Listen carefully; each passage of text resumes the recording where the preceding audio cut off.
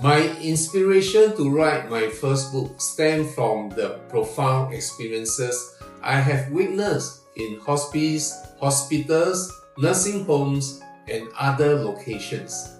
These experiences are often overlooked or avoided due to their emotional weight or complexity. I felt compelled to share these stories and insight through my writing.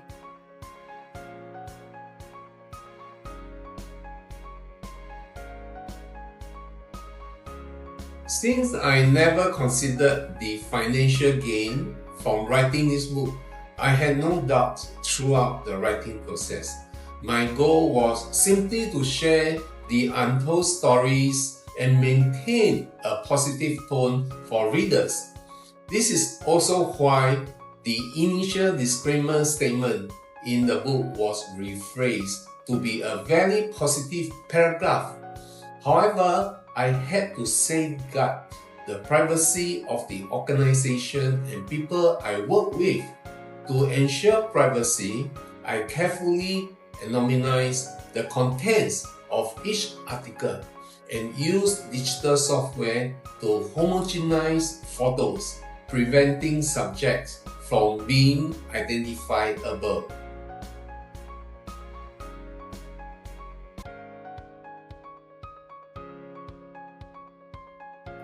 The initial title of this book was Stories Less Told, Diary of a Volunteer Hairdresser.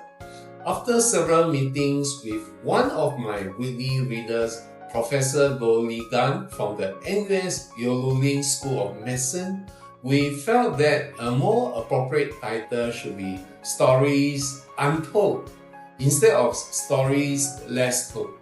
In fact, the contents of this book tell the untold stories unless the reader has closely interacted with the patient or resident in places such as the hospice, nursing home, hospital, and so on.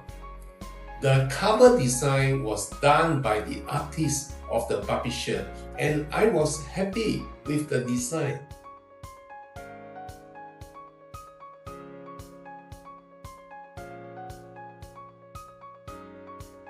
Yes, I remember an interesting moment from my book writing experience. I wrote about a lady who shared stories from her childhood living in the village and how her family carried out the domestic pig farming. It was fascinating to learn that even domestic pigs are picky about the food they eat.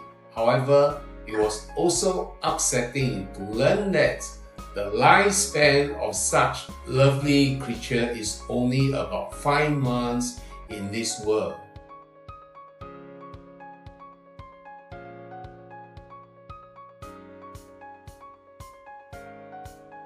Certainly, there were unexpected surprises during my writing and publishing journey.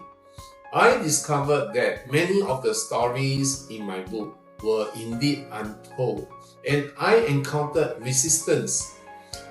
In the first 2 months of this voluntary work, I shared my articles with my former classmates in 2 WhatsApp groups without obtaining their consent in advance. This decision led me to significant backlash, as not everyone has the courage to witness the decline in health caused by aging and illness. Some of my former classmates found it difficult to read the descriptions about patients receiving liquid nutrition through a tube inserted through their noses, relying on supplemental oxygen for breathing, or wearing diaper due to the loss of bladder or bowel control. So I apologized and stopped sharing the reflections. Fortunately, I have a few wonderful friends, colleagues, former students, and a mentor who explicitly expressed their desire to read my weekly reflections. Their encouragement motivated me to continue writing over the past 14 months, leading to the publication of this book.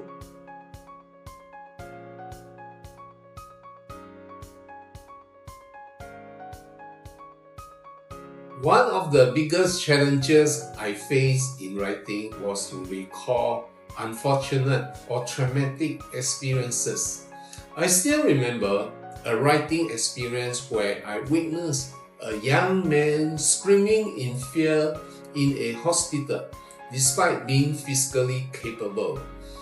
This experience has deeply affected me, and I found it challenging to process and write about.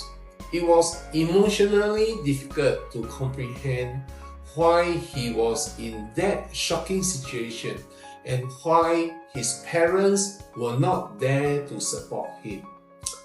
I wrote the reflection with tears, grappling with the sadness and unfairness of the situation.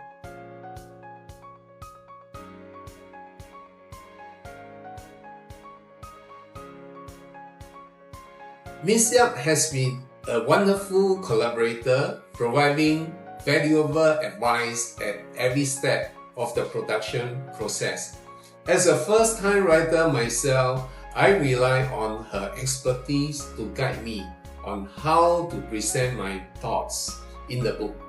Additionally, she helped me assess the appropriateness of the contents, as a few paragraphs in my books were too distasteful.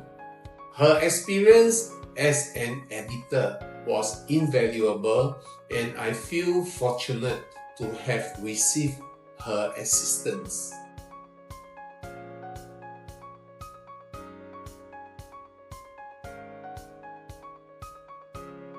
Ms. Yap played an important role to bring my book to the final publication.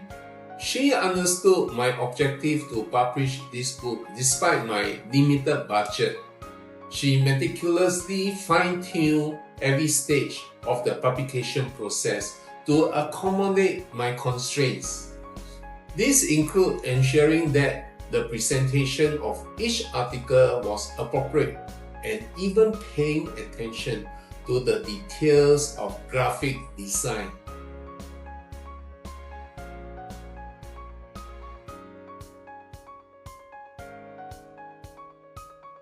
If we have something to share, go ahead and write. We may face many uncertainties and doubts, and even discouragement in the process. But it is important for us to hold on to our belief, to have trust in our voice, and to keep moving forward.